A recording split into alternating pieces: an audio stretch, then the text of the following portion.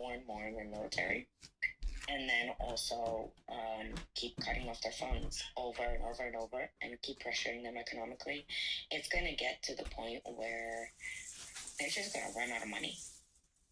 And that happened in Soviet Union. Afghanistan was the breaking point for the Soviet Union. They spent but 10 years, Katrina. I don't want 10 years. Okay, but I'm not saying about 10 years. But you know what? But again, we weren't helping. You know what I mean? Like if we actually give plenty of weapons to Ukraine, that they could continue to repel the attacks.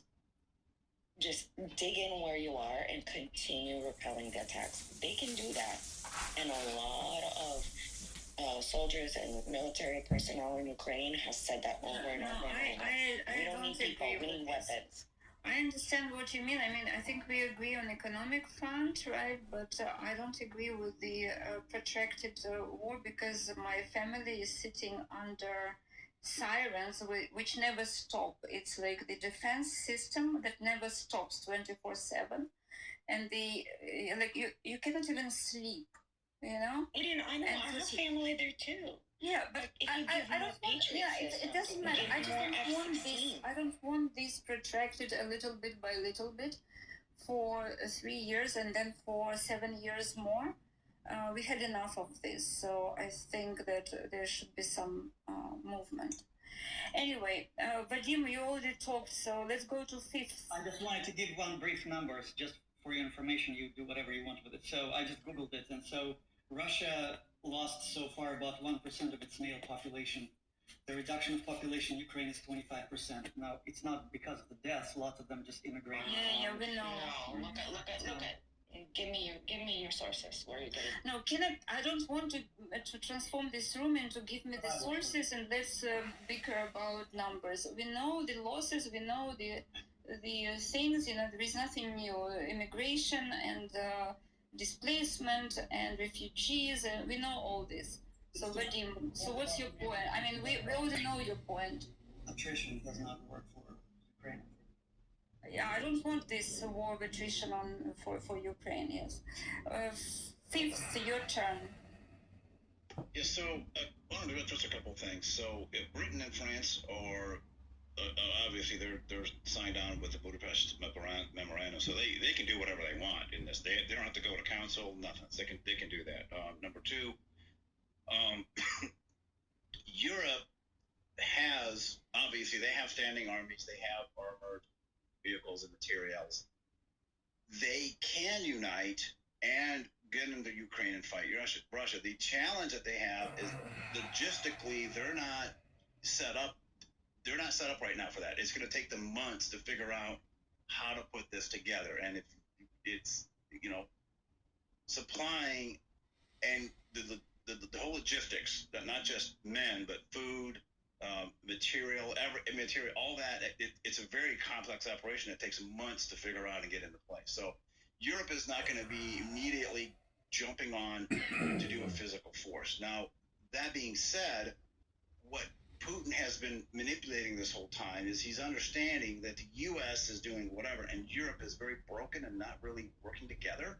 He has been taking advantage of the fact that Europe is so fractured and the rest of the world doesn't really care. They're not involved. So Putin doesn't have a really fear against Europe. Now, if Europe gets together and they say, this is ridiculous, we're going to band together, we're going to come together and we're going to aggressively fight. We're going to do more concessions. We're going to concessions, sanctions.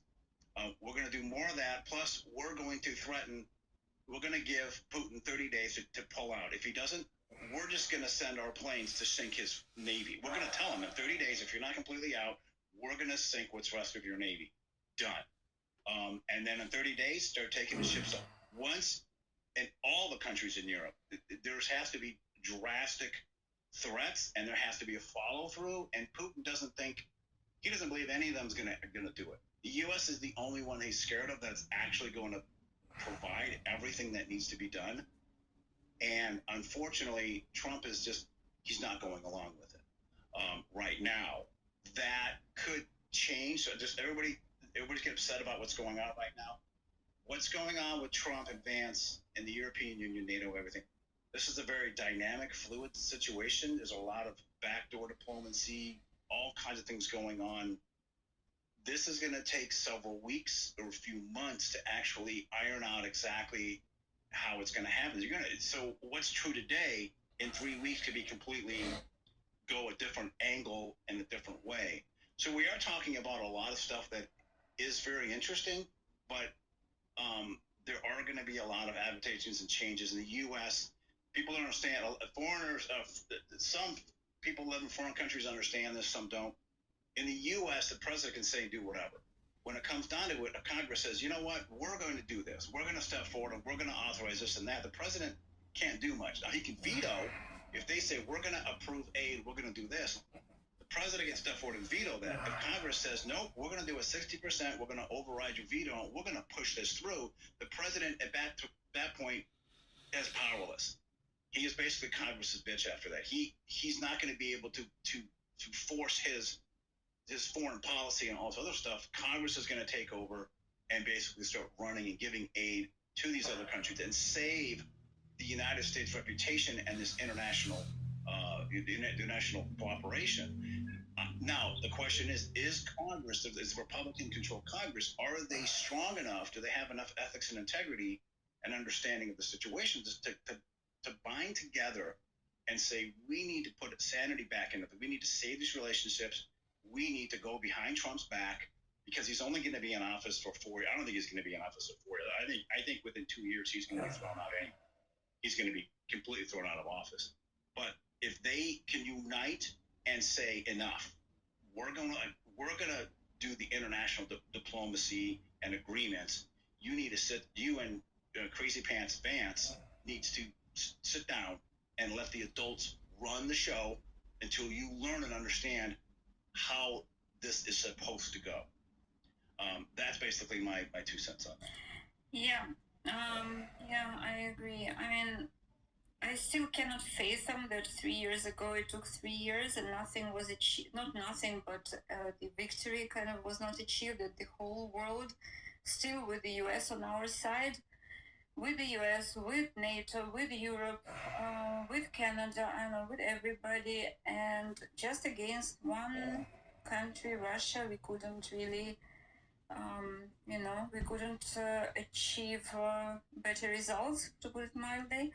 And now we are at the brink of almost not surrendering, but almost having a deal that will be very detrimental to Ukraine. So it's also, we shouldn't forget that Putin has a lot of right-wing parties and people and businesses in his pocket in Europe, probably in the US as well. And it's not so smooth and easy for countries to fight. So keep in mind, those sanctions have been destroying the Russian economy and reserves, and they're teetering on the bank of absolute bankruptcy. They had to stop. They had to freeze the trade in the ruble because the ruble was plummeting so quickly in value. The Kremlin, they just stopped it. So, and it's plummeting. If they reopen it, it's going to plummet. And the Russian economy, everything is so jacked up, and they're on the verge of civil war. People are demonstrating.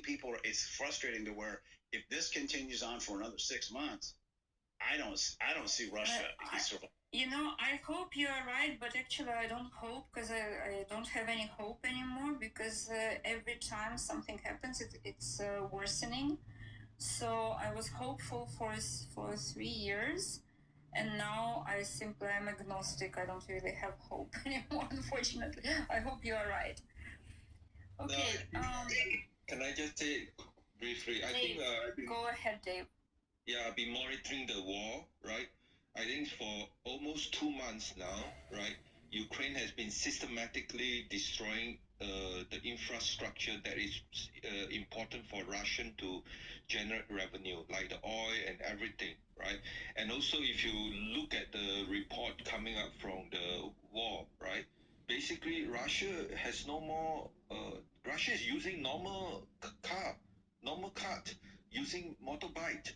Russia no longer using tanks and everything, So we are seeing the shift, yeah, demonstrating that Russia is losing a lot of capability to sustain what Russia can do during the first 2 years. Yeah, so it could be, which I hope is like Battle of Britain. If Germany continue to attack, and it could completely wipe out the British Air Force, and British will finish. But by luck, just the last moment, Germany decide to stop, and I think we could be in this moment that if Ukraine just keep on, just like 5D is talking, things could change a lot, and because we are seeing the result right now. And most important thing is Ukraine bring European leader together in a united way had never seen before, also including Western leader. So I think this 3 years is not for nothing. Thank you, Dave. Who wants to go next? I'd like to say something. Okay, Yeah. Steve. Yeah, talking about the U.S. Congress taking control of foreign This policy is of the U.S. Steve. Steve, be careful, please. Okay, well, I'm just pointing out some political realities within the United States. To think that a Republican-controlled Congress and a Republican-controlled Senate is going to turn on Trump and take his foreign policy away from him is to have little to no understanding of the electorate in the United States that voted for Donald Trump. So, and the idea of overriding the veto, I think that takes like 2/3 to do that. I could be wrong about that. But this idea that Trump's going to be thrown out of office and the House and the Senate's going to turn on this guy is to be totally devoid of any understanding where the American electorate is at right at this moment. So, Right. that's a fool's game there. There's a lot of history, and I understand. I'm an American myself. I researched this. What he's doing is unprecedented in American history, and he is being fought left and right by the court system. Even and the voters are turning against him. This is not. It's not. You have your opinion on that? Well, I know I'm a politician myself, and I know where most of the electorate in my area is. And then the electorate in my area is not for changing what he's doing. People in the United States, this is cold reality of what we're talking about here. And people in the United States have got tired of spending billions of dollars and up to $1 trillion in Iraq, engaging these foreign entanglements for what security, for what purpose? And you could say, well, there's geopolitical considerations, true, but by and large, because of the wars in Iraq, Afghanistan, and the various entanglements we've gotten into for the past 20 years, the United States is tired of putting money in these protracted wars, and that's where they're at. Whether you like it or not, that's just where the American electorate is. I understand that, and it is at the moment. But what's going to happen when his foreign policy, all these things hit, and it backfires and starts destroying the U.S. economy? People are going to be outraged, and that's what I'm talking about. As the months go on, and the impact, the consequences of his policies, economic, all these different things, and everything he's doing that he doesn't understand. He's dismantling systems that are very complex that need to be in place, and he's causing millions and millions of dollars in legal fees for the government to represent him and the courts and the people. This is going to go on for a while, and then what's going to happen is, as my point is, when the people feel the pain of the consequences of his decisions, he is not going to be in office for him. That's my point. How are they going to remove him, Pitt? What impeachment mechanism are they going to remove him? Because you said 2 years. The only way you remove a duly elected president is through the impeachment process. And you think that you got 2/3? Article 25, right. You think they're going to pull that? There ain't no way. What are you thinking about that? Well, I don't think anyone. It takes high-level people in this cabinet to go along with it, and I don't think there's anyone in the cabinet that he's currently assembled that's going to go with Article 25. And there is no one that thinks that 2/3 of the Senate is going to vote to impeach Trump and remove him from office. So whether you like it or not, whether it works out or it doesn't work out, we're in for a 4-year ride, and that's where it's at.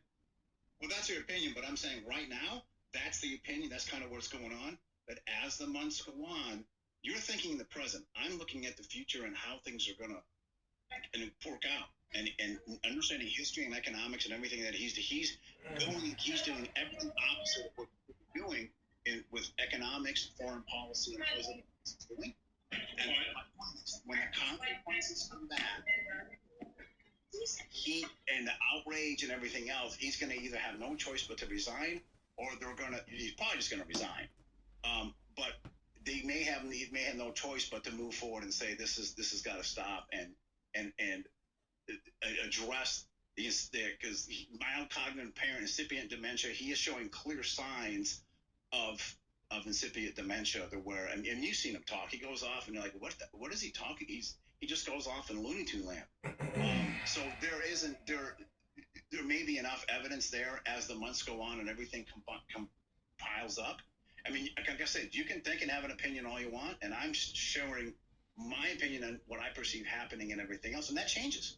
This is a very fluid, dynamic thing. We're at the start of what he's doing, and as the months go on, the American people are going to suffer the consequences over the next several months, year and a half, to where it could possibly devastate the U.S. economy, and he's going to be at the center of it. They're going to have no choice but to ask him to resign or remove him from office.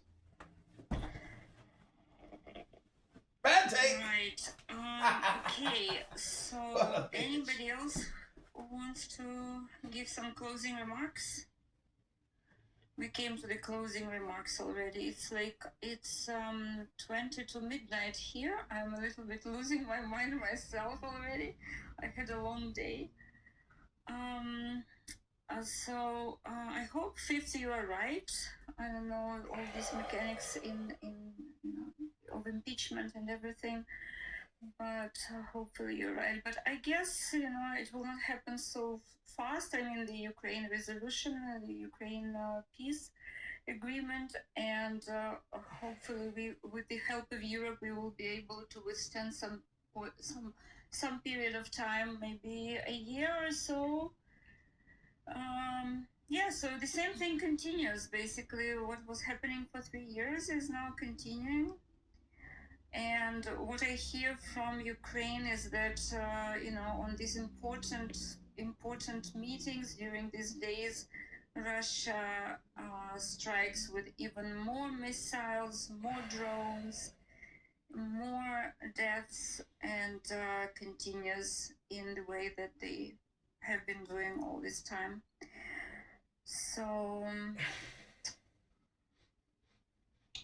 Irina, what I want to say is keep coming back here, right? So far in the clubhouse, you provide a kind of room for us to talk about Ukrainian topic, and we appreciate very much. I really think we have to look back in history, right? Maybe 10 years, 20 years from now, and we know what is important decision made in 2025. All right, Trump is working for his second term, right? And he care about the legacy he left. And I think what happened in the White House, how he treated Zelensky, it created a lot of dispute between especially Democrats, especially as well some of the Republicans. And I think like 5D say, one possible way could be history repeat itself. It's just like how COVID destroyed chance for Trump to go to second term, a kind of pandemic or whatever before second term could repeat this thing. So everything is very fluid, like what 5D had talked about. There are a lot of things going on. Even just treat the situation at the White House between Zelensky and Trump. It's like neighbor nation quarrel with each other. It's very normal. Sometimes you can look at the positive part because it's really pushed Europe to say, wow, F America, whatever, let's do it ourselves, blah blah. So all these are very positive. And at the same time, they give the American people say, what's going on with our president? Wow. All these things are positive side of the development. And the most important thing, keep coming back and organize this room so we all can learn from each other. Yeah, thank you. I actually thought it would be a positive room because I was pretty, excited that there was this emergency summit meeting in London with the Europeans and Canada and all in support after this horrible Friday situation. And but it was kind of not mixed, but it was not 100%. Like a couple of points that they mentioned, like kind of were not so fast. We still need the US, we still need agreement, we still need this. So it looks like it's gonna be a long road, but it's both from people like Aquarius that they consider us as subhumans. Where do sand monkeys originate from? What's the DNA of a sand monkey? Not you. Your mama's been China. No. You guys are From such China? victims. Chill, Wednesday, Did I- chill. Did I mention once about you being sand, whatever? No, but When we're speaking, it's called Aquarius. It's called being facetious. Continue your point. We are sand monkeys. There's nothing wrong with them.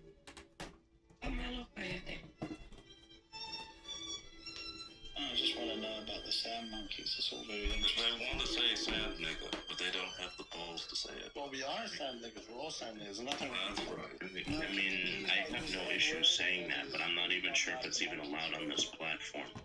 It is. yeah, but I only. Oh, okay, yeah, I think we then can yes. call ourselves Then sand yes, niggers. We are sand niggers. We are 110% collectively, sand I'm a niggers. proud, I'm a proud mountain highland sand nigger. Exactly. Yes. Yes, and I drink camel urine as well. No, I don't do that. No. Yeah, Yes, you do. Yes, you Listen, Look, Wednesday, chill. sister, Shit. look Wednesday, okay? Like, I don't feel like going. Oh, God, how can we Give me the moderation. Oh, my God. That's not You see, she's so We're different. killing each other. We're all sand niggas. Wait, what if you know, We just, What is it? Where's the moral? I was theorizing, right? Like, what if both sides are cursed by God? But they are. of course. No, what? Literally, like, think about it. What if both sides Think are about cursed it by this God? way. What if God Like in is terms of both sides? actions, you can become a mineral. You can become cursed. If you're born Yeah, because like when I look at Hamas, I don't see Muslim actions. Like I don't know where it tells us to kidnap a 3-year-old. Like honestly, and then I look at Israel, and I see the same And thing. I don't see Tennessee, God aren't you? doing it. I got a question. Are you a Maronite Yeah, or are I'm you American. No, a I'm Muslim. if you look at monkeys in the wild, they kidnap them. But aren't you a Maronite? I mean, I'm not Maronite. Aren't you a Lawful Pizza is such Tennessee, aren't you a Lawful Legal? Sorry, No. I left the Rotherdism when I was 18 years Good old. for you, man. Good for you. That's great. Okay, good. So you're a human now. No, I'm intelligent. Yes, much more intelligent than the average Palestinian on this. Okay, I mute everybody. I want to hear Rico. Rico, I haven't heard him. You didn't get to hear Rico's Only anti-Semitic. Rico. Eat my Speak Rico. He's That's what anti-Semitic. you want to hear, ass. You want to hear that? Is that what you want I to want hear? to hear Rico. better than Yes, I Camel want Cup. to hear Rico. Exactly. Rico, speak. Eat my ass. Yeah. I mean, this guy's a troll. I told you, he's anti-Semitic. I mean, look at his bio. He calls himself a mayo monkey. Okay, somebody think he has a solution and surprise me with something new. I told you my I have no solution. solution. You're happy. I don't like. Okay, Wednesday. thought about this. I meditated. I told you my solution. You rejected it. Ravi, keep your mouth shut. Your solution. I heard your solution. It's enough. So this I got a question. I'm the only one with the Wait. Now solution. no one is speaking. Listen, now No, but the thing is this. Be quiet. I mute everybody. Be quiet. No one speak. Okay, can I give you guys my solution?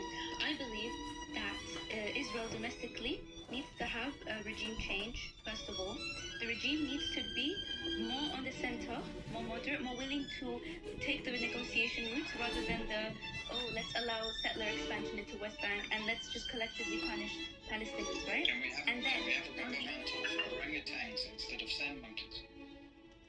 Okay, whatever that means.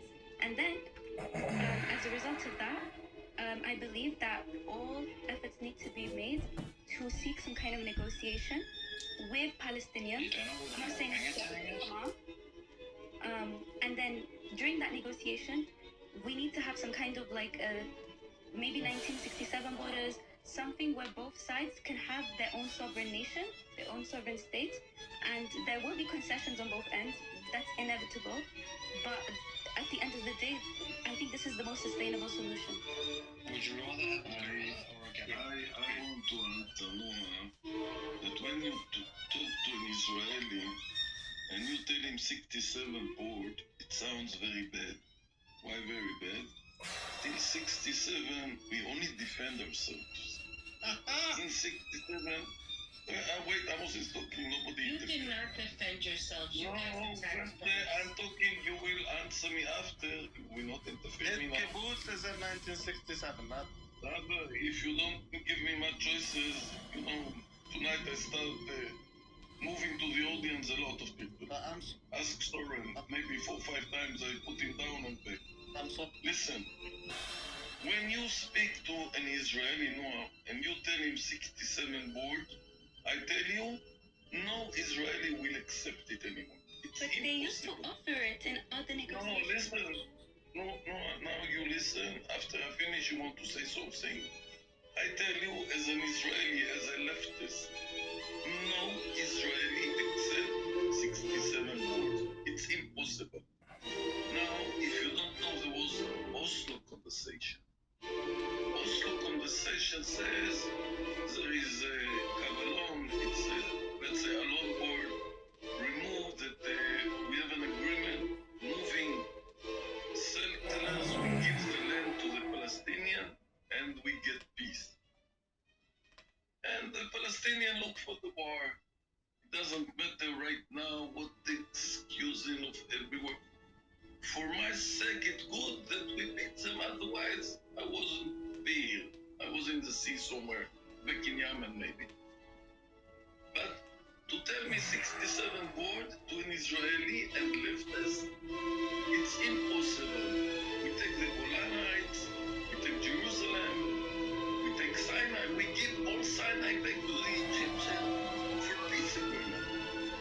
We make peace with Jordan. And yet But we make... It was taken back. the 2020 plan by Trump, don't you think that played a big part in radicalizing Palestinians and Hamas? Because that was very triggering, right? Listen, Donald, everybody knows that Donald Trump is a businessman and a crazy man. And today he can say that, and tomorrow he can say, you saw what he did to Zelensky. Tomorrow he will do it to Bibi Netanyahu when he understands that there is no other solution. Instead of speaking to the Palestinians, when he's all his advisor to Donald Trump, and I don't put one damn shit on Bibi anymore.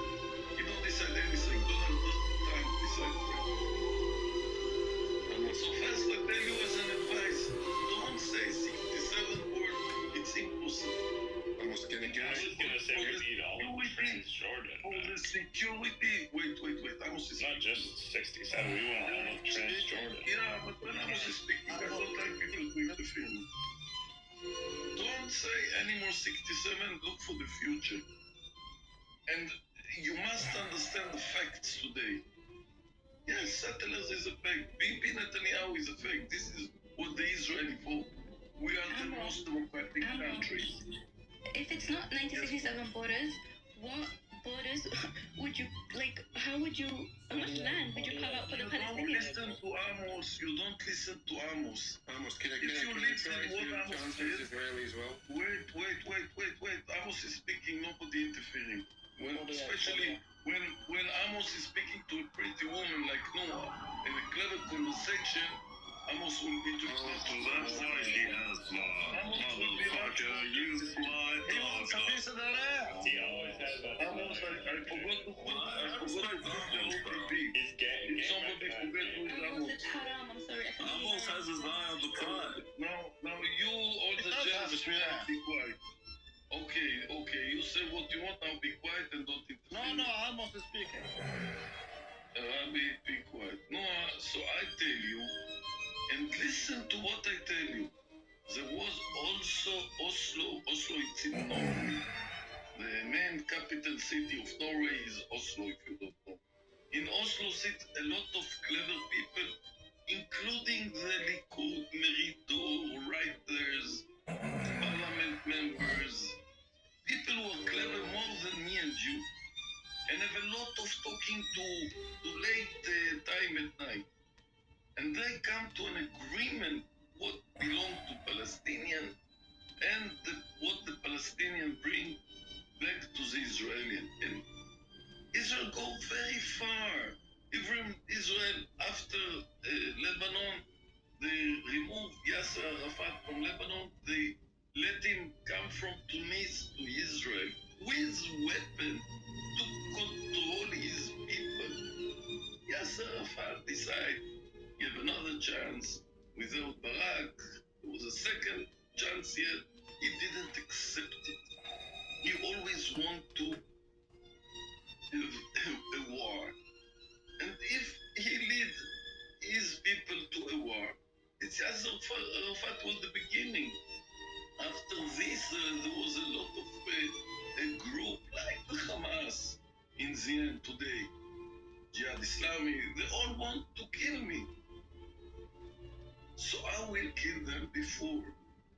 And for my sake, even the 7th of October, you see what's happened in Lebanon, you see what happened in Gaza.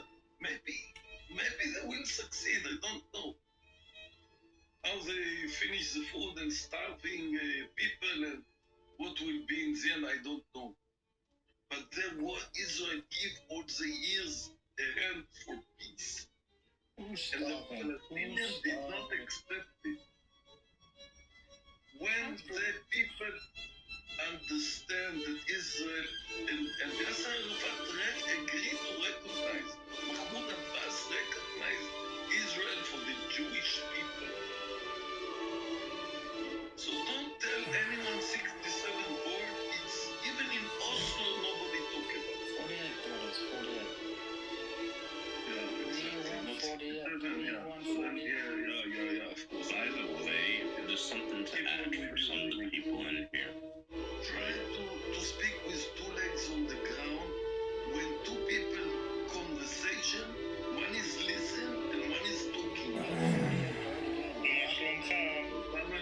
I heard you once. Actually, oddly enough, You know, I kind of get right. in the room and I hear all the lies you're saying.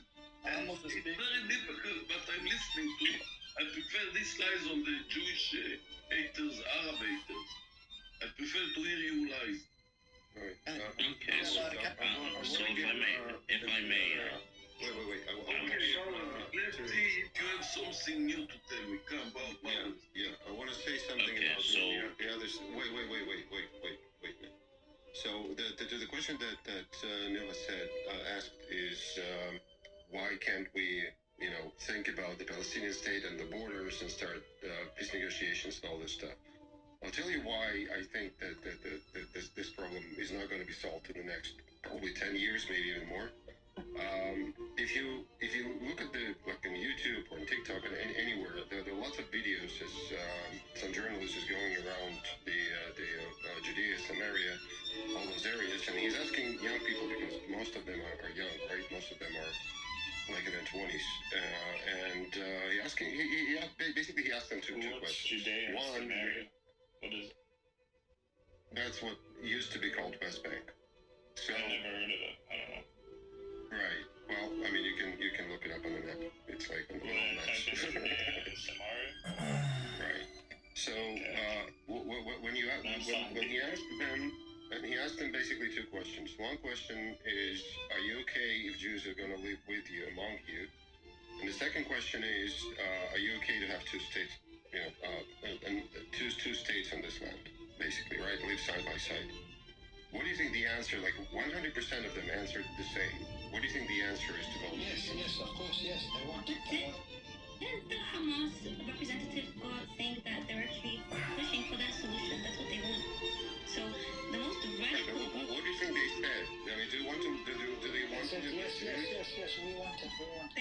They said recently that they are open to negotiate like a 1967 kind of arrangement. Well, who are we going to negotiate with if all of them are supporting one state and it's all Palestine state and it's all Palestine without Jews? They don't really care how we do it. Nobody. That's the only thing they They have the capacity to change their minds and become more pragmatic and realistic, because obviously their previous solution, which is like to be more like intransigent, has kind of failed. So I feel like they're probably more like realistic about it now, and they realize they need to. No, I'm telling you about the police that were shot like in the past year after the attack. There's more support for Hamas in Judea and Samaria or whatever West Bank than there is in Gaza. Did you know that? Well, because of the fact, for one of the main reasons for that is because a lot of people in the West Bank, they see the PA as essentially being a failure, because they say that the PA really hasn't achieved much of anything at all. Also coupled within the fact that the level of internal corruption within the PA leadership is extraordinarily high. Even, for example, if we take a look at Mahmoud Abbas, for example, his term ended over a decade and a half ago, yet he's still in power. So there's a variety of issues. You guys are putting this as so. You guys are seemingly insinuating this as a one-off thing. There's a lot of factors that go into it. Something else to add as well. I'm not saying specifically for anyone here, but I'm saying in the general discourse, people from the Zionist side, for some weird reason, try to bring up Saudi Arabia, for example, in terms of the whole normalization. When even if it were even MBS has officially said that the only way that normalization ties will even happen is on the basis of 48 borders. MBS wants 48 borders. Forget about 67. And that seems to be like a big thing for a lot of people on the Israeli Zionist side in terms of normalization ties. So, yeah. We want 48. It might be a way forward. I mean, if we need to replace this corrupt government, if we need to ensure that there are no terrorists and that people actually start changing their views, that this is their land, and if they want their land, they will have to, make secessions and accept Israel forever or them displaced.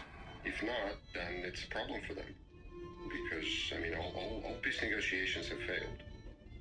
So there needs to be something to come to this. And it's also part of something else. Sorry. Because the West Bank is disproportionately in favor of Hamas, you think you've lost hope in the Palestinian people and the right for them to have a state? The Palestinian people are going to find the same fate as the Romans. So you think that they're not foreigners, though.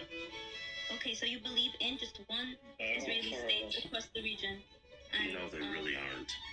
Yes, I don't know. The DNA says otherwise. It might be the best. It really does. Thing for them. If they want to live in peace, Israel knows how to live. You want Kumalu, after Bells and Nuhan are done, I can cook you on that. Don't worry. Do you think that emboldens them more to actually support like even the moderates become violent as a result of this solution? Whoever wants to die to prevent peace is going to die. Again, we're talking about peace here. It's not like we're going to come in and kill everyone just for the sake of it. By the way, Bells, peace does not mean capitulation, by the way. It promotes a toxic cycle where, like, you guys say this stuff, the Palestinians get more radical, and then you guys say, you see, look, they are terrorists after all, and then it's like, you know, Because it's it like a is true. stop war. Well, it is true. If your only answer to the peace offering is, yeah, no, I will kill you anyway because I'm still aggravated, whatever. I don't even care what they say. If the only offer is to kill me instead, they're terrorists. That's it. That's the definition. Yeah, happened to the Romans. But are you presupposing that they want to kill you? No, I mean, I literally see them try to do it almost every day in Israel. They're just going to die on their own sword. They're going to kill themselves by their own sword. That's what's happening with the Palestinians. Yep. And time will grow the state of Israel. Your point is? Well, my point is that if we look at where we are right now, where's Gaza going to be in 5 years' time? Still there. Where is it going to be? Still, yeah, essentially still there. Okay, we'll come back in 5 years. We'll see what's there. Yeah, we'll still be there. They'll still be there. I was gonna get more. That's if you're around to talk in 5 years. Come on. Donald Trump's penis. Peace be upon him, Donald Trump. I'm sure. That's Donald Trump. That's prophet. Yep. Read it and weep. Watch it and weep. Watch it and weep. I mean, all of them are essentially lapdogs. Whether it be Biden, Trump, whomever. Kazar didn't listen to him. Kazar, you come to sleep here, you have to pay rent. Kazar. Yeah, I'm late on my rent. I'm short this month. Amos is speaking. Who's the Patricia, can we do do 7?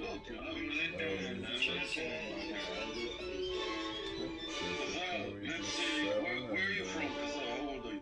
I'm from Jenin. Where are you from? You're from Jenin? Right now you're in Jenin? I am in Jenin, yes. You connected with the Hamas groups who fight against the IDF? Who's the IDF? The terrorist Israeli motherfuckers? Israeli motherfuckers, yeah. Do you fight against them? Yeah, of course, yeah. Yes? Jenin isn't a mess, though. They're a separate thing. We're gonna do it. I told you, Amos, he's gonna attack your kibbutz. Okay, I want to speak only to Kazar. Kazar, what do you think about the hostages? I'm doing something in the sandwich over here. The hostage, the Israeli prisoners in Gaza, yeah, they need to get released after you guys agree, have agreement. You need to have, like that. Hey, you lost the war, brother, you lost the war. How old are you, Kazar? 22. 22, you have a wife, children? Yeah, your sister sucking my dick right now. But you have a dick to make sex if I give you my sister? She's fucking it right now. I mean, just wait a moment until I come. But you sure you know what to do? You know where to put it? You know what to do with the dick? Fucking it with her mouth. The people from Her mouth right now, sucking in my dick. You are a great representative. Well done to Jenin. Like, can we, like, I know you guys are both joking and everything. Here's the thing. Please. Okay, let's talk serious right now. Israel lost the war in Gaza after 1 year and a half fighting, killing babies, making genocide and stuff like that. They threatened they want to go back to fight. Bro, what are you gonna fight? You destroyed buildings and killed babies. Hamas fighters. Okay, this is the thing. Last sentence. Shut up. Last sentence. In during this 42 days, Hamas made funeral for the soldiers that they killed. Hamas soldiers that they killed. Actually, you know how many Hamas soldiers got killed in the whole 1.5 year, like 1.5 year? 25. 25 people. 25 Hamas soldiers in Gaza got killed. 1 year and a half. You finish your time. 1 year and a half, they killed over 60,000 innocent people, saying that they killed all Hamas. Hamas made a funeral for 25 people. Because I heard you too much, and I'm asking you to At be the quiet. same time, Hamas killed over 2,000 in Gaza, inside Gaza, and injured more than 7,000. Wow. This is over 6,000 injured.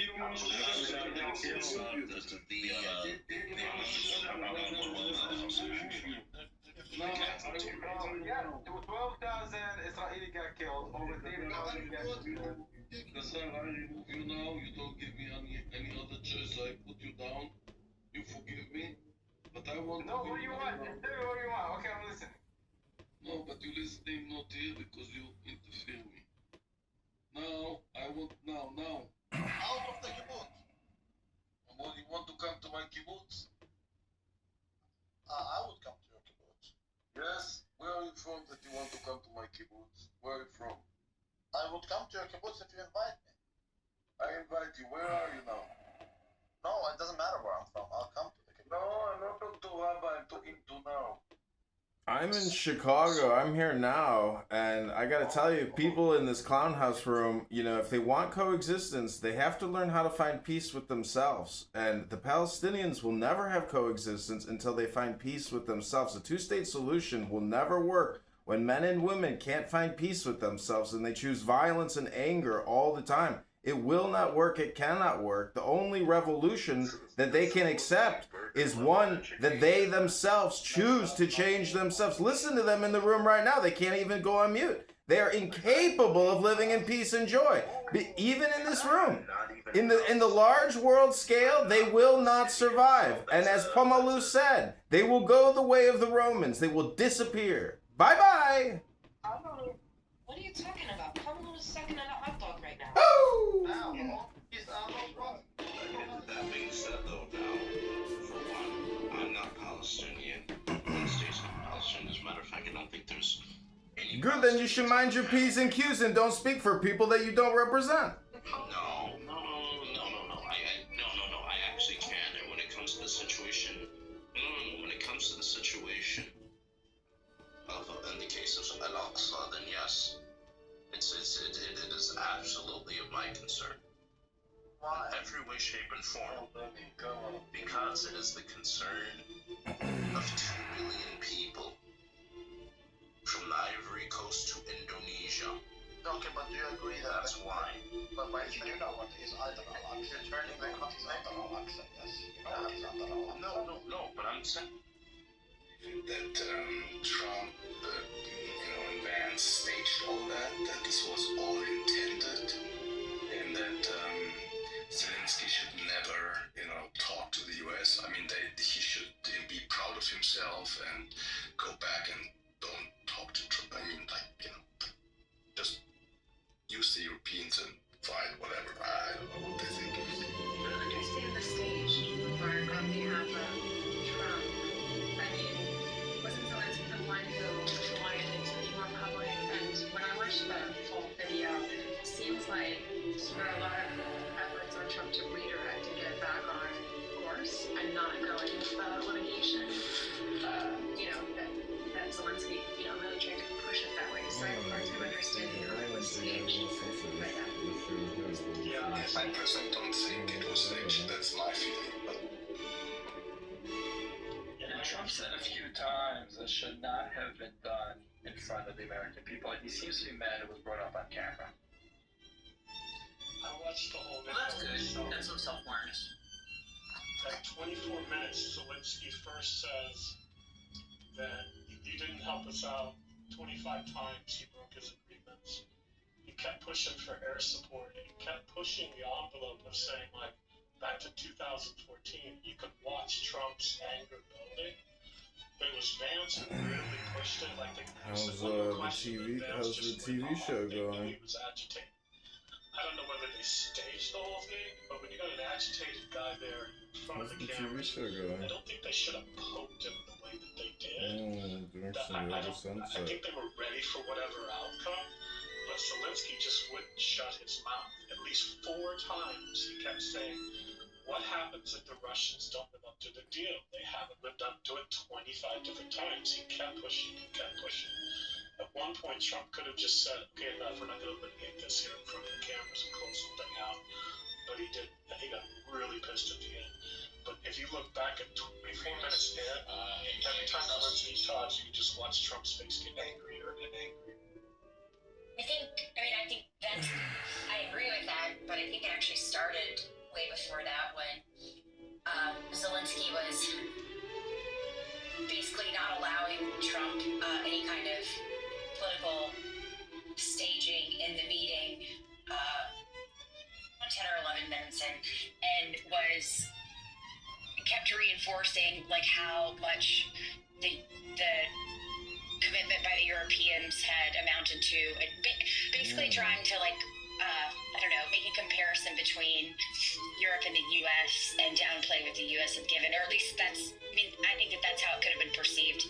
I'm not sure what Zelensky's intention or what he was trying to get across. I think a translator probably would have been a wise move here, but yeah, I think it started well before that. I would agree with that, but the feeling I got, the way that Vance jumped on him like viciously, I bet it started in Munich. I bet this was something that the two of them were repeating. They got into it heated in Munich, and it just seemed like they were picking up right where they left off. Yeah, is it last week or a couple weeks almost now, where Rubio does a little interview about how Zelensky has been, one way behind closed doors and then another way in front of people, and it keeps backtracking the negotiations. So I feel like there was a boiling point where they finally just said, okay, let's do it all out front. Like the analogy I used with some friends was, if you have kids, you tell your mom privately, let's not give them the snacks, and then they try to give the snacks in front of company. And at a certain point, you don't want to disrespect your mother or anything like that in front of people.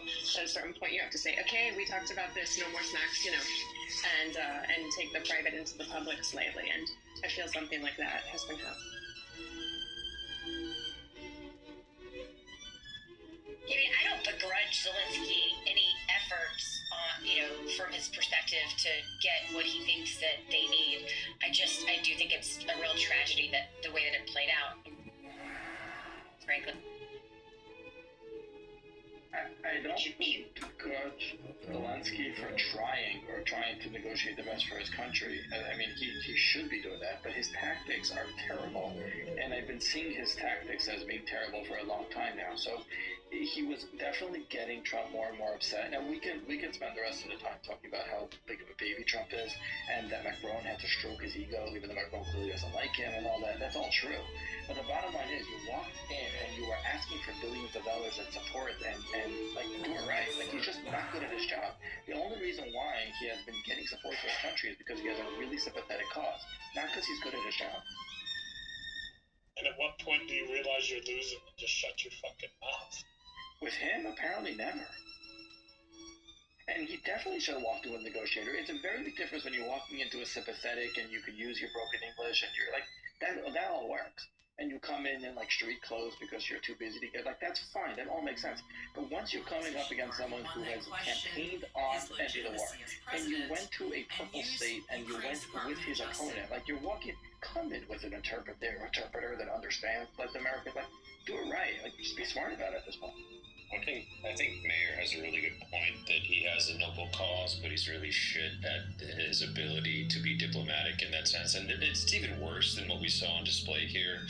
Zelensky is known to be incredibly thin-skinned, and even to some degree, like, narcissistically sensitive to, like, I wouldn't even call it criticism, but just like accurate analysis of how the war is going, but then isn't necessarily constantly affirmative, and he gets like really sensitive about anything that is not like you're winning, you're kicking ass. He's very, so there was always going to be some possibility of Zelensky like mouthing or like not being as diplomatic as he should be in this situation. But at the same time, all this talk about like this, like whether or not I think what the outcome was preordained. either way. Even if he had performed perfectly, it's not as if Trump is going to say, "Oh, you know what?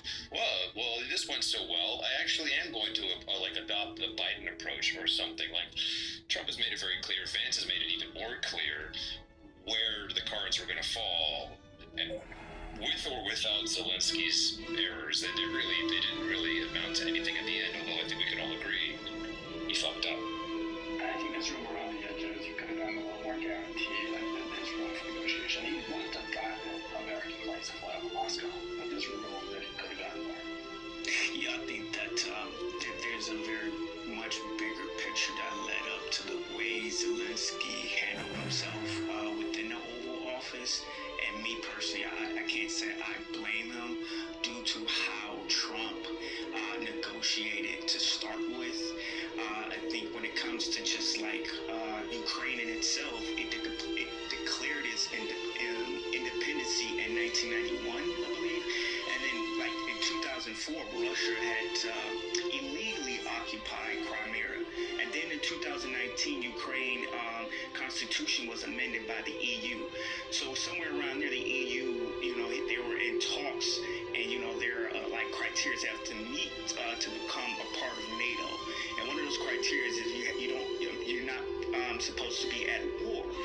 Russia caught wind of it, and of course they started this whole war. But they were in talks with the EU. So when President Trump, when he became president, he went at our allies in the EU saying, "Hey, you guys have debt, right? And you guys have to pay that back." That shook up the EU. Plus, he went to Russia first before even contacting the EU and the people that they're talking to, who we are, of course, like NATO and our alliances. But he went to Russia first, and Russia put United States in the hot seat because guess what? And they're the big dog right now because nobody wants to go to war with Russia. And on a global level, that is sending messages to the opposition. And I'll leave it there.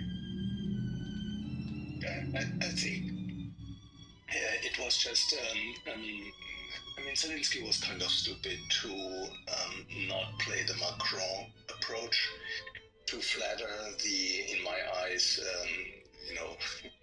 highly narcissistic personality of Trump. And it's kind of, from a human perspective, it's understandable that he behaved like that, but it was just not very smart, knowing how Trump behaves, which I don't have, as you probably know, no big sympathy, but, it's the president now, so I'm pretty pragmatic about it.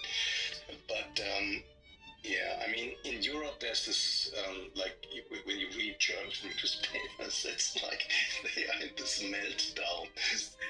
They think that America basically abandoned Europe from NATO and that they have to grow up now within a very fast period of time to defend themselves and back Ukraine. Otherwise, Russia will take them all over or something. I exaggerate a little bit, but there are people who have very strong emotions about the situation.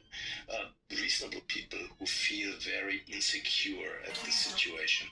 So I think Trump should have, as a professional person, as a president who has no narcissistic personality disorder, he should never have allowed that derailment of the situation. But obviously he did. He's like a stand-up person who uses the flow of the situation.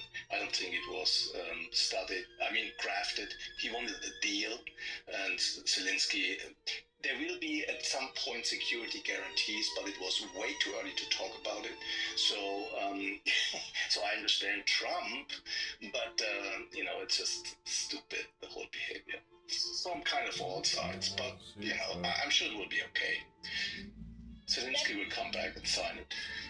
Setting aside Trump and JD Vance, any issues that I think plenty of people may have with things that they said or behavior or even just things they've said in the past, setting all that aside because they weren't the ones who had a request, needed a thing to walk away with, at least not to the extent that Zelensky did.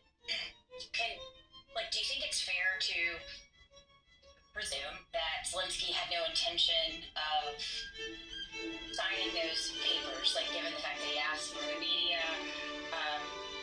the fact that like he was walking in to deal with two people that were going to be hostile, but that was well understood. Like there's nobody in the planet that doesn't understand at a minimum Trump's personality type, and also anyone interested can understand that they were going, that they're not exactly. Zelensky's got a little bit of a mountain to climb here, and he didn't seem to be either aware of that or behaving with the obvious awareness that he should have had. So, do we think it's fair to say that his intentions were to push to that point, that there wouldn't be a sign? It's hard to figure that out, but if it was his plan, it doesn't seem like a very good one. Like, now, if he's not in a better position than he was yesterday. Well, it's possible that, public sentiment, or I don't know, like I can imagine that, like, he thought that this might play out differently than it did, that he would be able to push more concessions out of Trump right away, and that just utterly failed. I doubt that the result is what he planned on, if in fact he had no intention of signing it. I'm gonna have to go in a minute. I can leave the room to you, Kelly and Paige. If that's okay. I perceive that whole plan as a prayer, it's more like a ritual than any, like, real thing. I mean, it's like they're not even, this is like way in the future. It depends on if Ukraine survives as a country. And it is more like a ritual for Trump to keep a good face in front of the American public, saying, I get something back, maybe someday. And for Zelensky, it would have been a smart move to keep the US engaged in Ukraine when Trump says we won't send troops. So it would have been in the interest of both countries. It did screw up because of the, like, narcissistic personality disorder of the president, and by a guy who acted stupid or didn't play that. It's so easy to play, like Macron plays it pretty well. You have to say, Mr. President, to all of the American people, we are so grateful what you did, and we will be always grateful for you even in the future, and everything would have gone smoothly and the thing would have been signed. But he was just not able to do that, which I don't blame him. I mean, he sees people dying all the time and all that, but it was just not smart. But I'm sure he will correct it in the near future.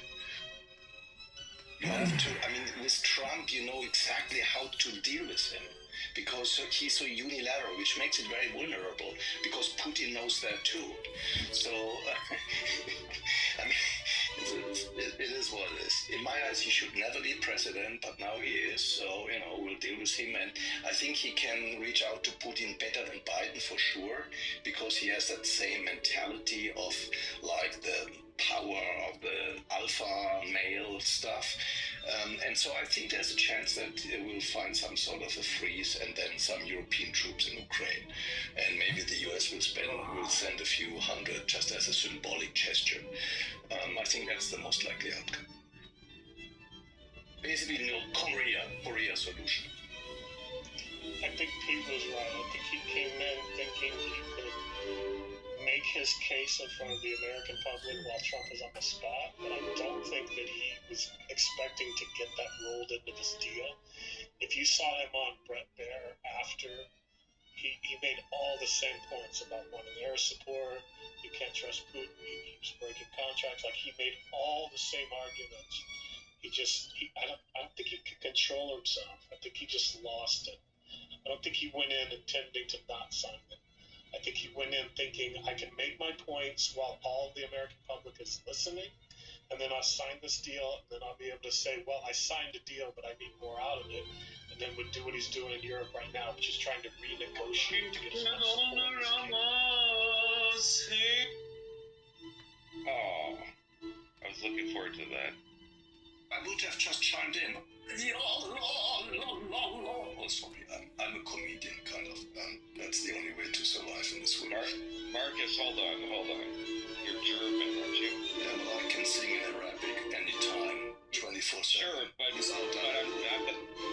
not what I'm saying. I'm just saying you can't be a comedian. I'm an American, so I don't have to go in the basement to love. I would love it. I'm just joking. Of course, Germans are really funny. So,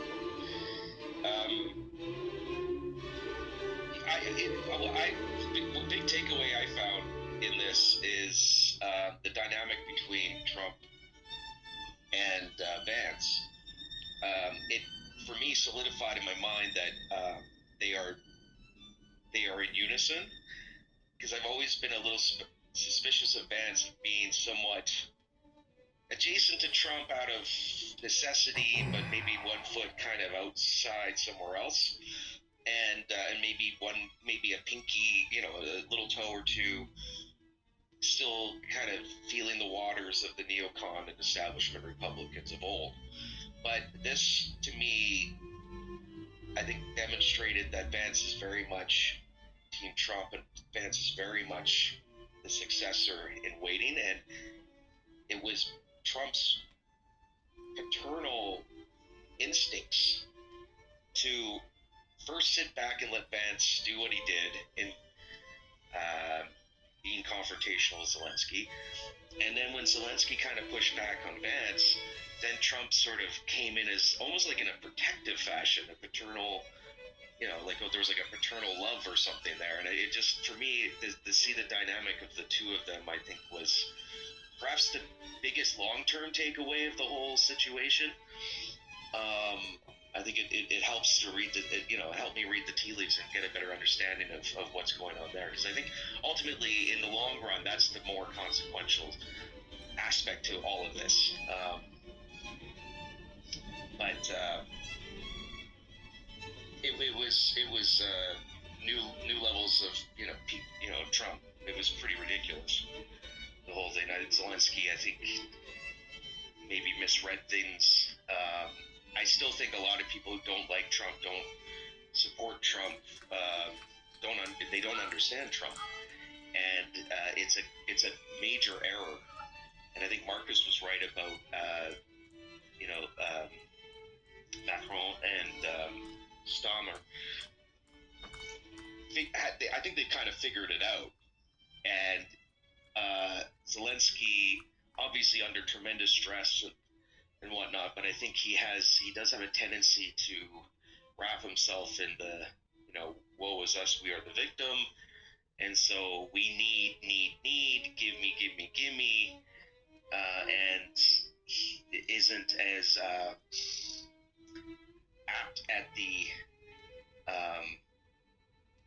and it might be language, but he doesn't seem to understand the sensitivities around Trump's personality, or understand Trump and where Trump is coming from, and he gets his back off, I think, about it, and that's not going to work with Trump.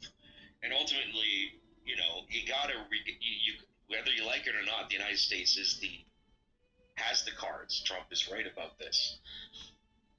It's not you just have to reason with this guy. You have to deal with this guy. It's just, there's no getting around it. I think actually the person who I can't believe I'm saying this, a Republican congressman from Tennessee, to me, who was on CNN yesterday, was actually cut through this whole the Russia-Ukraine war more accurately than anyone I've heard thus far. And I closed my eyes and thought I was listening to like an old school lefty, peacenik lefty. And his name is Tim Burchett. I'm probably mispronouncing his last name. Second congressional district in Tennessee. And he just made the point that basically we have to recognize that ultimately this is about money. This is about dollars and cents. And that there are the United States industrial military complex are war profiteers, and that this is about war profiteering. The Javelin missile system, the replenishing of the missile stocks in the United States. Congress people, and this is his words, on both sides, had shares in the no-bid exclusive contract that this military outfit got to replenish the stocks. And he's just like, this is about young men dying, Slavic men dying, at the behest of old men who are making money. And I don't know why the hell it takes a congressman from Tennessee, Republican, to make this case, but it's very compelling. I'll put the link in the chat.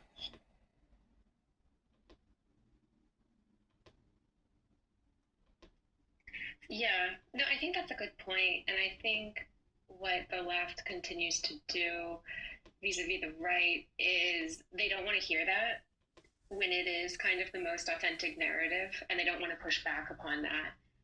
They want to just kind of make up their own phantom to fight rather than deal with that, because there is an argument on the other side of it. I have questions about Trump's foreign policy, like what comes next after you pull out here, there, and wherever. And are we tearing too much down? Are we backing away too far? Like, there is a conversation to be had, but they can't get there. He can't go after Iran until he gets Putin on his side to help. I mean, I don't think the Europeans. I think the Europeans would be strong enough if they would, they live in that little man neurosis. I mean, they spend twice as much as Russia. They have 10 times the GDP. They have more fighter jets. They have 500 nuclear warheads. They could probably deal with Russia in regard to Ukraine without Trump. But the issue is that I think Putin can connect much easier to a similar-minded personality than to like Macron or Strama. I like Biden. I believe Bill O'Reilly that Putin probably didn't even take the phone when Biden would call. It's just the mentality of talking to each other is much easier for Trump than for these European guys. The German guy who is probably chancellor, or he will be chancellor, I don't think Trump will talk to him. I guess he will at some point, but they are not that type of people who understand the way that communication has to go. I don't think Putin takes them serious. But I think there's a pressure on Putin to end this war too. I think the sweet spot, because he's under pressure, he has inflation of 20%, whatever. So I think that the stars are aligned to get a freeze. Will that be peace? Of course not. The wounds are way too deep. This will last years and decades to heal. So it will be a Korean-like situation.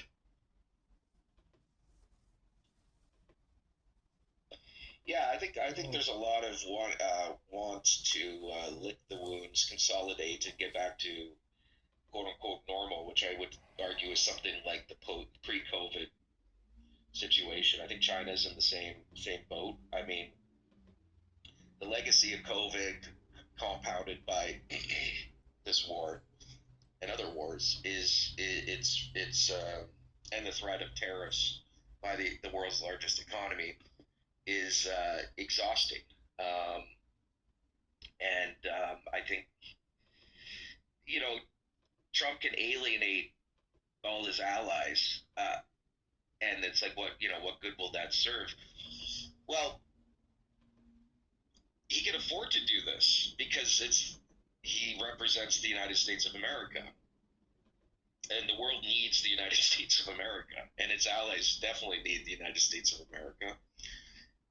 And so I think he's leveraging that reality.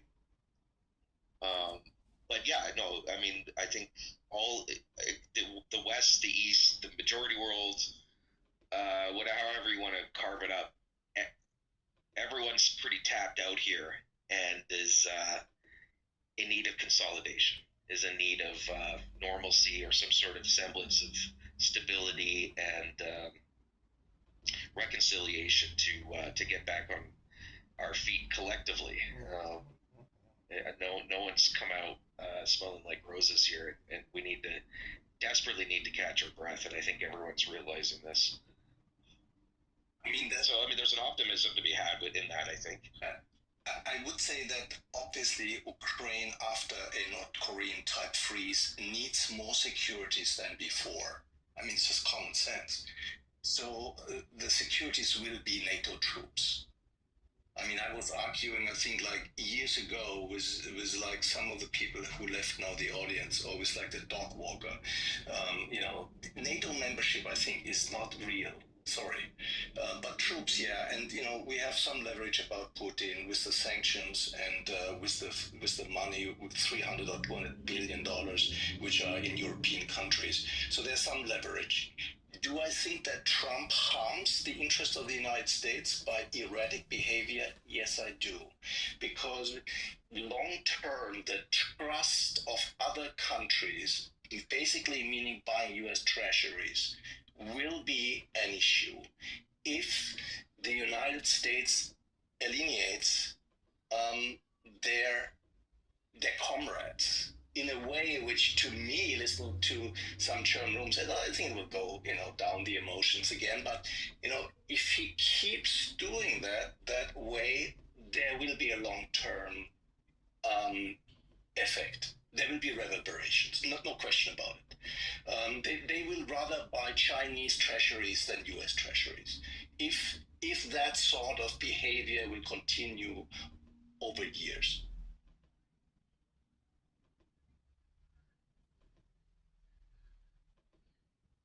Which gives us a little bit of an issue with our debt. Just a little bit. So the bullying thing never pays out long term. It might have some leverage right now. Yeah, he has good cards. But in the long term, it will be an issue for the United States. That's not the way how to deal with other countries.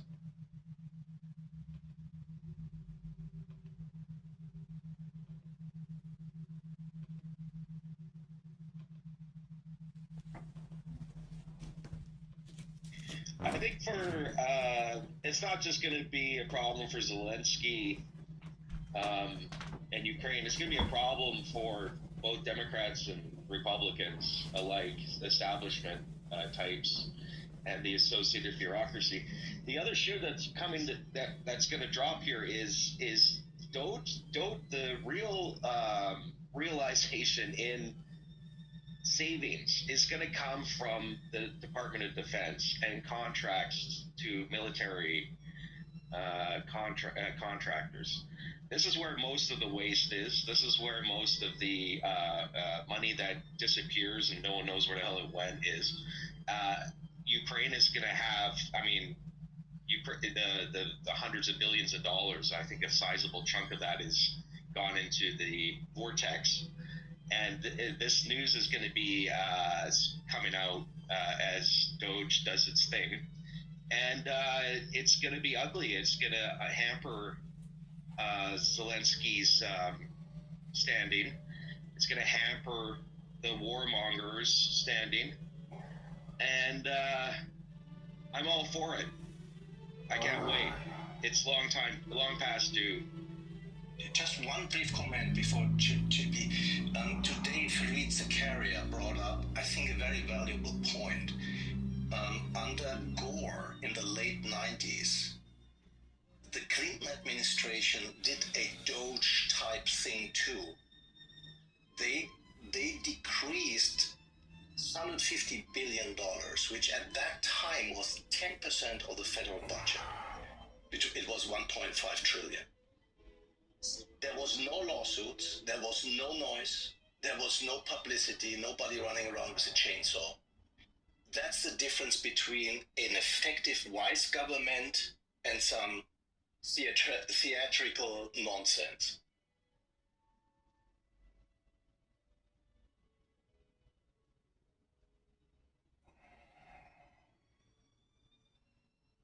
Hello, everybody. Hey, JB. I don't see what the problem. It's just me. Marcus, I disagree with you. Zelensky was absolutely disrespectful in the Oval Office. I mean, in all seriousness, bro, if you're going to take $300, $400 billion from our government. Bro, at least go to fucking Macy's, buy a tie, and fucking show up respectfully. He got baited into that argument, and you know what Trump's gonna do now? When Zelensky comes in his hand again, which he will, Trump's gonna make a better deal than he did originally. Also, the Commerce Secretary stated twice that Zelensky refused to sign the deal. So what the fuck was he doing here? Yeah, I don't disagree with you that he was stupid. I think the attire really doesn't matter. Come on. But he was acting stupidly, Zelensky. I agree with that. We don't have any disagreement in that. Listen, Marcus, I said it earlier, I'll say it again. I think he was set up to fail. I think they knew what buttons to push. He was told by Senator Lindsey Graham, don't bite the bait. And the moron bit the bait. Because he tripped over his own ego. And by him tripping over his own ego, he's going to cost his country billions of dollars and untold debts. Because he's an egomaniac. I do find it hard to believe that a little public display like that would change the trajectory of where Trump was already going to go. I find that like a hard selling point. Like, do we really think that changed the outcome, or that had a significant effect of where things were already going? I don't know, AJ, but I think what happened was you had a bunch of angry men who don't like each other, and one guy wouldn't bend at the knee. That's just what I think. I mean, what was the point for J.D. Vance to bring up the fact that Zelensky campaigned for Harris? I mean, what was the point of that? It's childish and stupid. It was like they were extending the argument from Munich. And it was like Rubio was good cop and Vance was bad cop in Munich. And then when they came here, this is just part two.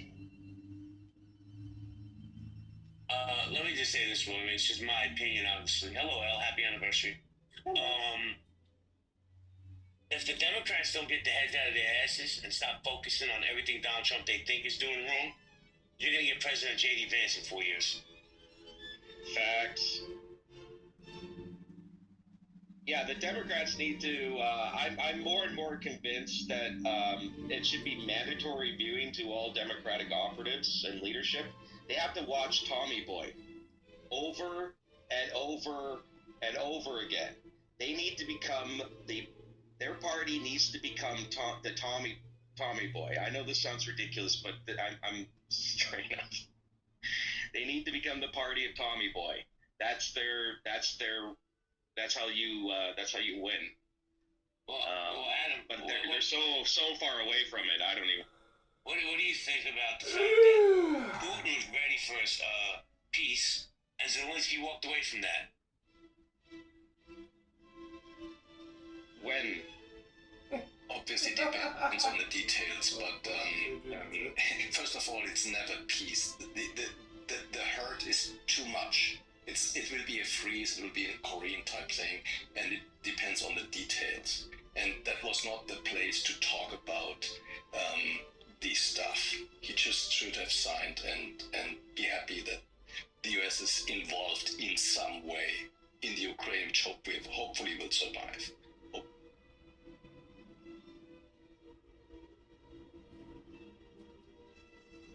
One thing I haven't had the time to look into is him meeting with Democratic leadership and them encouraging him potentially to ask for more security.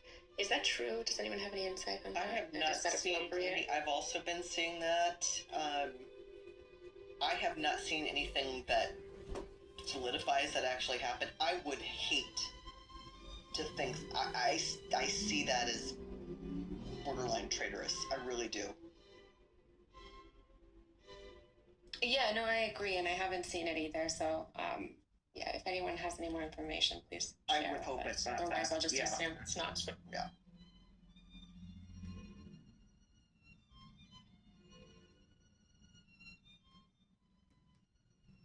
But I do have something that it's very cute and nice to say, I stand with Ukraine, and that's all well and good. But in in those words understand that basically the United States is being roped into or bullied into, which I don't think it's going to work, into what is right now a hot war between Russia and Ukraine. And a bait and switch is what it looked like to me. I watched the entire thing. So we've got an agreement that at the last 10 minutes falls apart because there's an insistence on quote-unquote security assurances. Now, what do you suppose that means when the Russians think they have an agreed-upon deal, Zelensky has an verbally agreed-upon deal that now gets switched up? It sounds to me like damn near boots on the ground. 100%. In the midst of a hot war. I'm sorry, but are anybody here willing to send their sons and daughters off to Ukraine, Russia?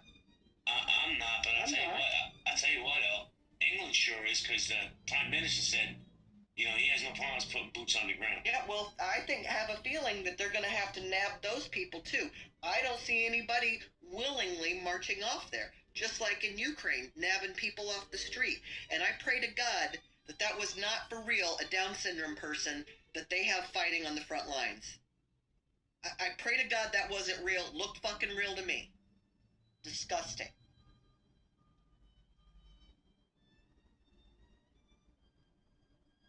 Well, I have some good news. Donald Trump's going to pardon Pete Rose, and he might get into the Hall of Fame. That's good news.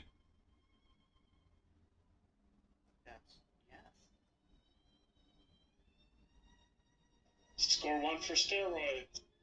I want to know what Jules thinks security assurances are. Jules, what do you suppose that means in a hot war?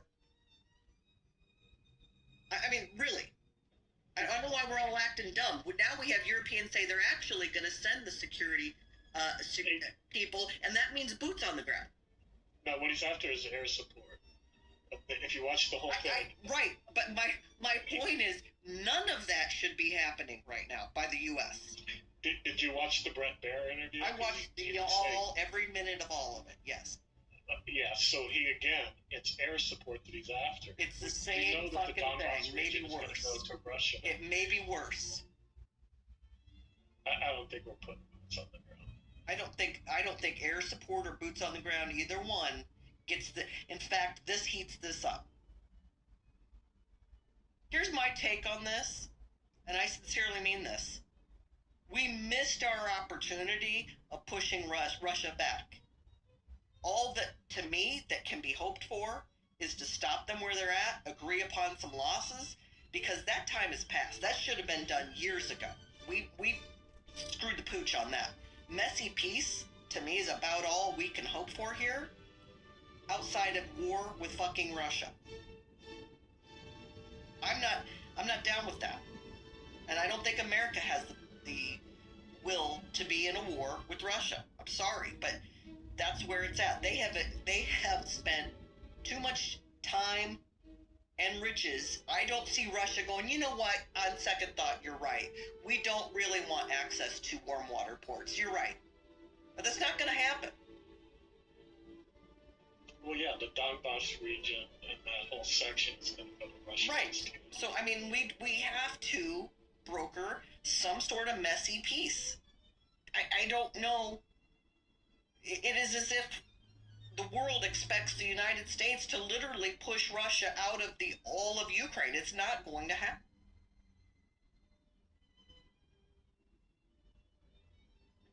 I don't think that's what Trump is after. Trump is after stability because he can't. Well, that's what I'm saying. That's exactly what I'm saying. He understands we aren't pushing Russia anywhere. Right, he wants to make a deal with Putin. Zelensky's worried about the eastern part of the country and just wants air support. It's a pretty simple negotiation that they could have done after they signed the deal. I think air support probably, and here's where we get in our own way, because air support probably was a sticking point that wasn't going to get the job done. Us getting involved militarily heats this up in any way. We are NATO.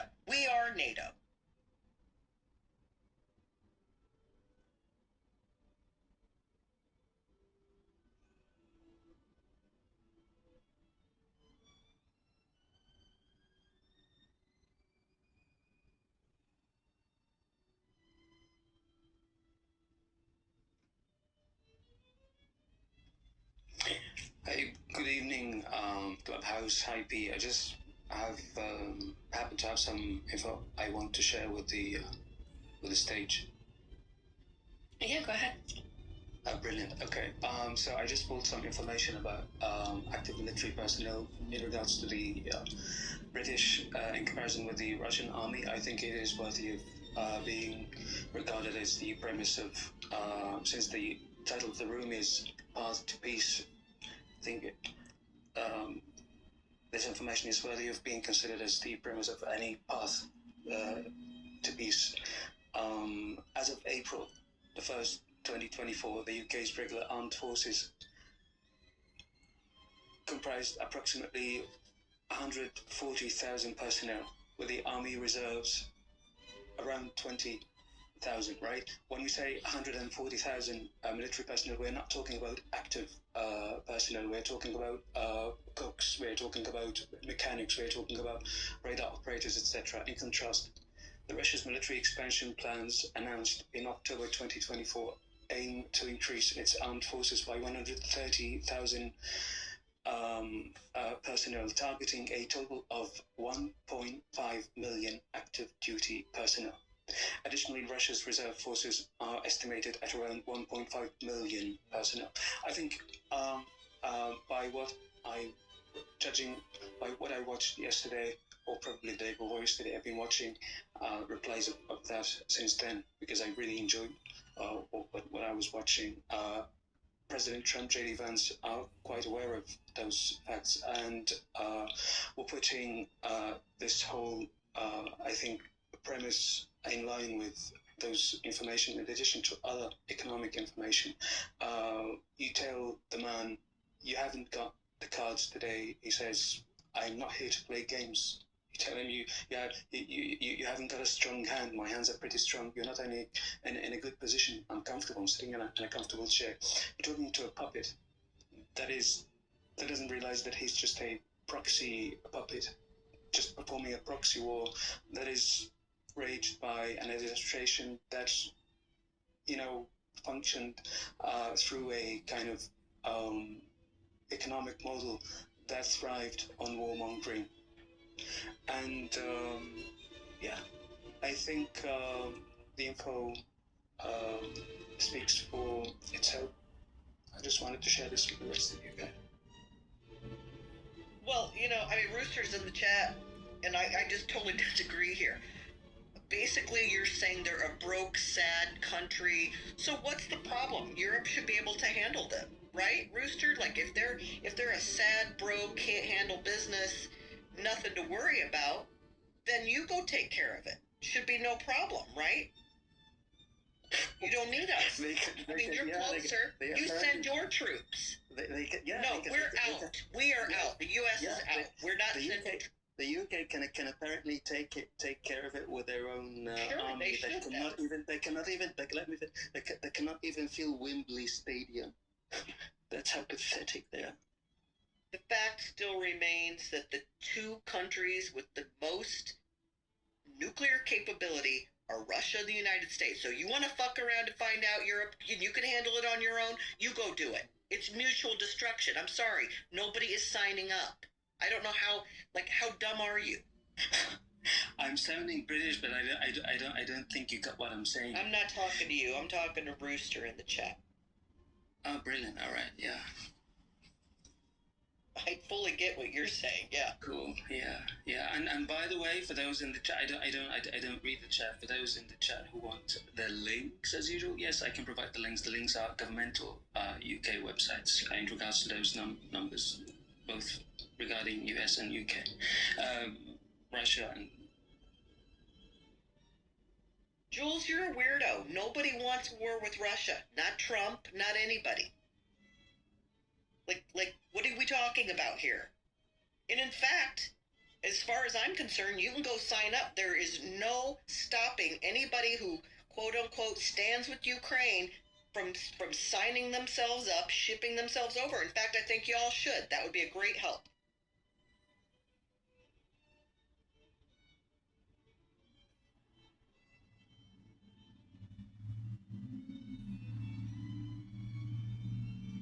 Yeah, I'd love to chime in. So, I think Elle's sentiment is probably held by a lot of Americans. Like, I'm a Democrat myself, so I'm against entering war for other reasons. But I think left or right, there is the sentiment of, no American lives are going to be lost in this conflict. No boots on the ground. That's just it. Like, line in the sand. And I think one way that Europe can approach that is showing good faith. Like the UK is speaking about sending its troops in potentially in some capacity, maybe as peacekeepers. If France stepped up in that similar way, if other countries in Europe said, we're going to put our men into this conflict, men and women into this conflict, and that would show a lot of goodwill to the Americans, to the extent that I think Americans might be even open to funding war of Ukraine later, because then the sentiment could shift a little bit in the U.S., where you could see that Europe is stepping up and seeing this as their first responsibility. Because I think some of the concern is, yes, America's in NATO, it is a mutual defense pact. However, as Zelensky noted, there's a sea between us and Europe. And so the first line of defense should be European boots on the ground. And once that occurs, then Ukraine and others can come back to the U.S. and say, look, we've really invested all that we could right now. We need funding now, and I think that could actually work. I just think there's a miscalculation of those in Europe about the American vision of this war and who's really a threat, and also a lack of major consideration of the fact that Americans do not want another Iraq or Afghanistan in any shape or fashion. Obviously, it's a very different kind of situation, but they just don't want their individuals abroad at this moment. It's not going to happen. It's not going to happen from the left. It's not going to happen from the right. And I think if Europeans take that perspective, they can think strategically about how they can show that good faith, that they understand that position. Yeah, it's going to become very unpopular in Europe, too. Nobody's sending their sons and daughters to a meat grinder, and that's what that war is. It is a literal meat grinder, and it's going to look a whole hell of a lot different if the United States gets involved. We're not talking about Afghanistan. That would be child's play. The world should not want that. Yep. But it is profitable. It's very profitable, and I think that's the elephant in the room here. If we even exist. I mean, the mutual destruction. I do not see a path that leads to any kind of peace the minute we step in.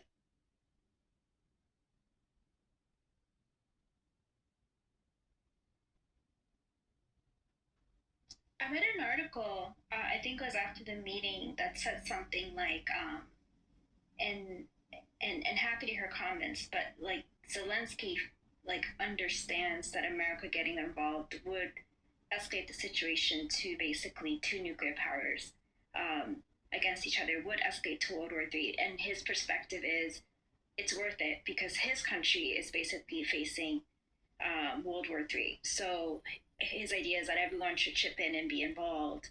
And it sounded like a little bit, I don't know, like if that's his perspective, I think it's very wrong, because Ukraine can be sacrificed. And that sounds awful to a Ukrainian, but it sounds plausible to an American or someone who is not in Europe. And so if that's Zelensky's, if those are the cards he's playing, I think he's getting it completely wrong, because yes, Ukraine might just have to fall like a domino in Europe, and another European country may have to fall as well before the U.S. would even consider escalating to that situation. Possibly what should have happened is all the many years ago when Trump sat in front of European leaders and warned about buying Russian oil. So while Europe bitches, they are funding both sides of this. In fact, they have spent more on Russian oil than they have given in aid. So while they sit here and they laughed while it was said, here we are today, and they have emboldened Russia while they laughed. So I'm sorry, but yes, they were warned. They fucked around and they're finding out.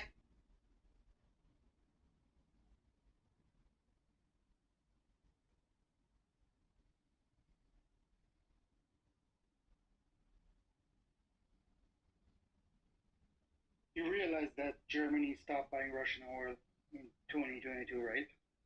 Have the rest of you figured it out? Rest of you, I'm not Europe. Or you are in Europe? I'm not from Europe or in They Europe. have spent more in Russian oil, than they have given in aid. I'm pretty sure they've stopped. Fact check me. They have given more. They have spent more in Russian oil than they have given in aid.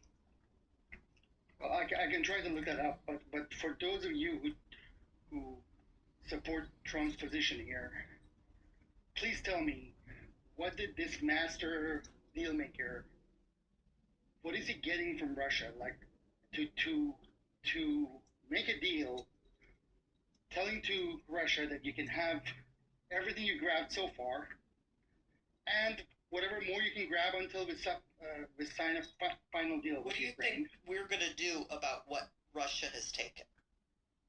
You think we're going to fight Russia? No. I just want to know. This guy's pretty smart, right? Like with Ukraine, he wants minerals. With everybody, he wants something. I'm asking, what is he getting back from Russia?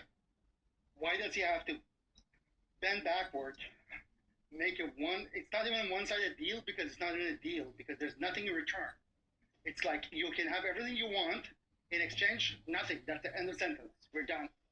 No. You can have everything you want. Like I could have made that. Anybody could have made that deal, right? He wants cooperation for when he goes into Iran, that Russia won't get involved.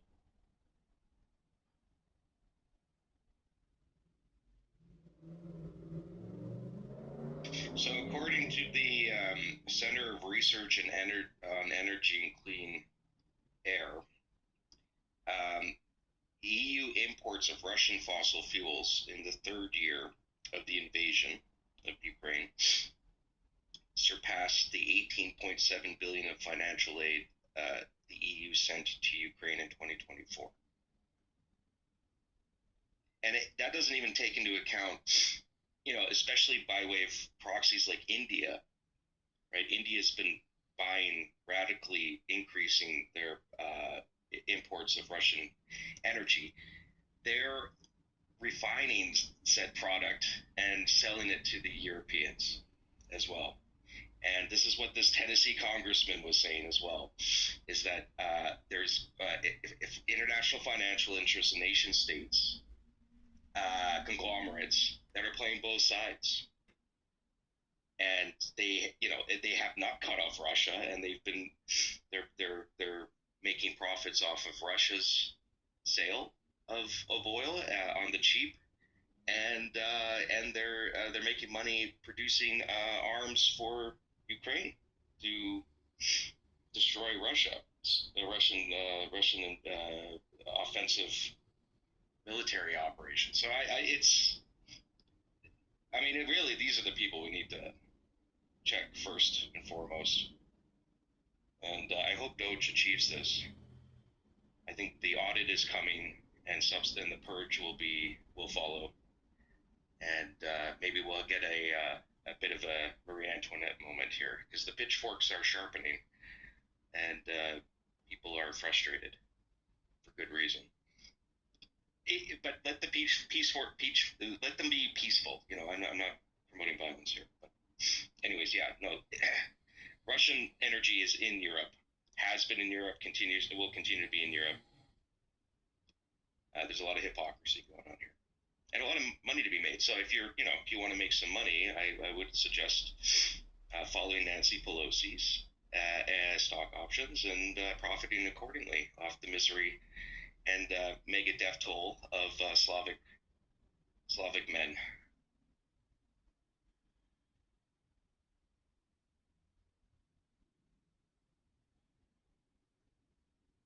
Or download that app that kid made that tracks all of the Congress, their investments in the stock market, and he shows you exactly what all of Congress is doing.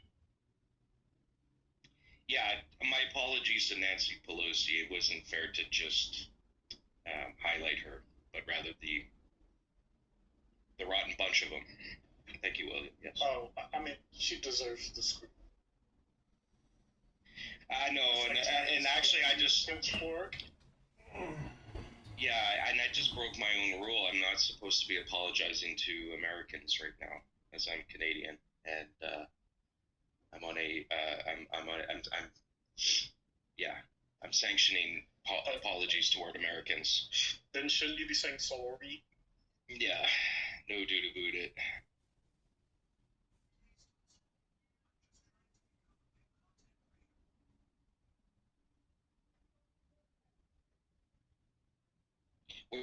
Where's Jefferson? I need to talk to Jefferson. I think Jefferson's in Tennessee. I need to talk to him about this congressman out of the second congressional district in Tennessee, because I'm really warming up to this guy.